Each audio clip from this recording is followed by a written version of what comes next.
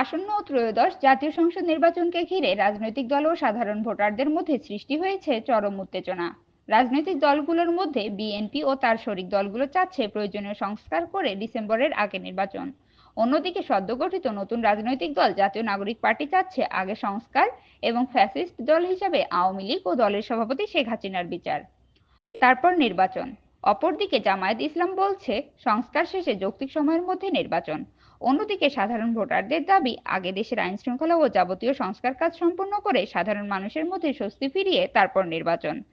5 August ছাত্র জনতার তোপের মুখে সর্বশেষ গঠিত আওয়ামী সরকার প্রধান শেখ হাসিনা ও তার সরকারের অংশ নেওয়া বিভিন্ন এমপি মন্ত্রীরা দেশ থেকে পালিয়ে ভারত সহ বিভিন্ন দেশে আশ্রয় ও দেশে থেকে গা ঢাকা দিলে দ্বাদশ জাতীয় সংসদ অকার্যকর হয়ে পড়ে। ফলে 8 আগস্ট নোবেল বিজয়ী ডক্টর মোহাম্মদ ইউনূসকে প্রধান করে অন্তর্বর্তী সরকার গঠিত হয়। শারমিন আক্তার, দেশের কণ্ঠ।